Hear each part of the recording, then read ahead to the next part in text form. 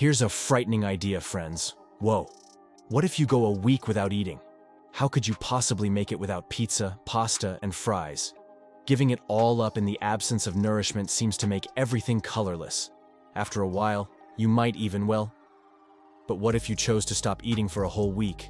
How would your body react? Is it as risky as it seems? We'll address all of this today.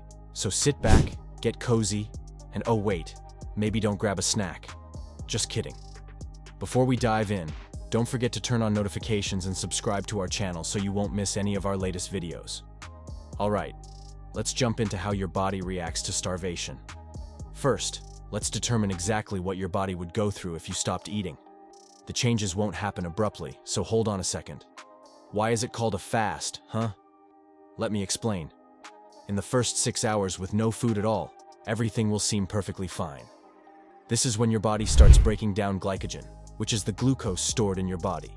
You'll use some of this energy to power your brain, muscles, and red blood cells. However, after 6 hours, your glycogen reserves start running out. This affects your mood, and you might get hangry. Totally relatable, right?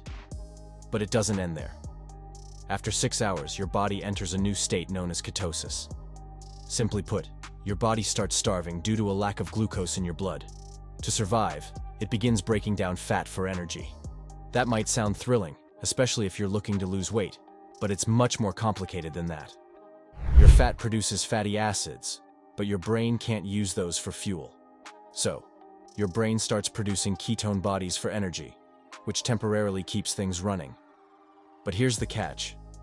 Ketone bodies aren't a permanent replacement for glucose. This leads to a drop in cognitive function. Yikes.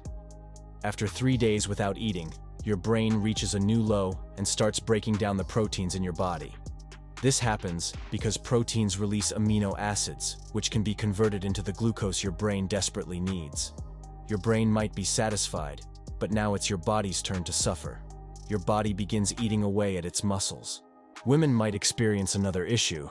Their menstrual cycles may stop. Bone density declines for both genders, and so does libido. Pretty bleak, right? After a week without food, your immune system becomes incredibly weak. Without nutrients and vitamins, it can't protect you from illnesses and viruses. This is when things get seriously spooky. Many people on hunger strikes die at this stage from infection or organ failure. Your body uses up every bit of energy it has left until nothing is remaining. Extreme starvation can lead to death anywhere between a month to 70 days, depending on how much water you drink and how much fat your body has stored.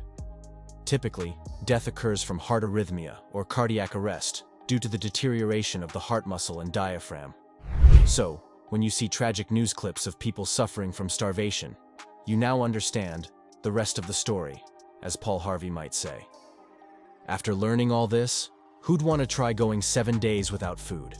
Anyone? Didn't think so. But wait, there's another side to this coin.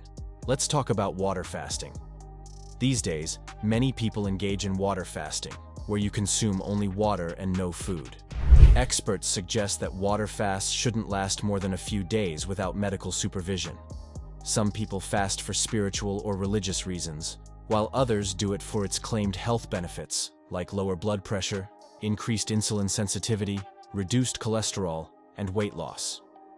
However, it's important to remember that water fasting can be dangerous for those with underlying health issues such as eating disorders, cardiovascular disease, lupus, or alcohol addiction. You should always consult with your doctor before attempting any fast. An alternative to water fasting is intermittent fasting, where you cycle between periods of eating and not eating. A common example is the 5-2 diet, where you eat normally for 5 days a week and consume only a quarter of your usual caloric intake on the remaining 2 days. Research shows both approaches can have similar results, so it's all up to you. One of the most remarkable cases of fasting occurred in 1973, when researchers from the University of Dundee, Scotland, documented a man who fasted for an incredible 382 days. He went from 456 pounds to 180 pounds under strict medical supervision and with supplements like potassium and sodium yeast. Even 5 years later, he maintained a stable weight under 200 pounds. If you're considering water fasting, here's how to start. First, get your doctor's approval. Once you're cleared, don't dive into an extended fast right away. Start with shorter fasts lasting 1 to 2 days. Listen to your body. If you feel good, gradually extend your fasting periods. Most people who try a 7-day water fast experience fatigue and dizziness at first, but some report feeling euphoric and mentally sharp by day 4. Choose a stress-free period for your fast. Don't attempt this during a busy or stressful time. It's also a good idea to gradually reduce your food intake before you fast. For example, skip breakfast in the first week, then breakfast and lunch the next, and finally transition to only water in the 4th week. While fasting, men should aim to drink around 13 cups of water per day, and women should aim for 9 cups. Get plenty of rest and avoid intense physical activity. Once your fast is over, break it slowly. Start with easily digestible foods like broths, soups, and mashed fruits or vegetables. After a couple of days, add in basic proteins like chicken, eggs, and broccoli. As your body adjusts, you can slowly return to a regular diet. Many people find that after water fasting, their cravings for junk food decrease, and they begin to appreciate healthy foods even more. Remember, water fasting isn't just a fun experiment. It should only be done with your doctor's approval. If they give you the green light and you think it's worth trying, good luck. Be sure to come back and share your results and story with us. How long could you go without eating? Let us know in the comments below. Don't forget to like this video and subscribe to our channel for more tips on how to live your best life.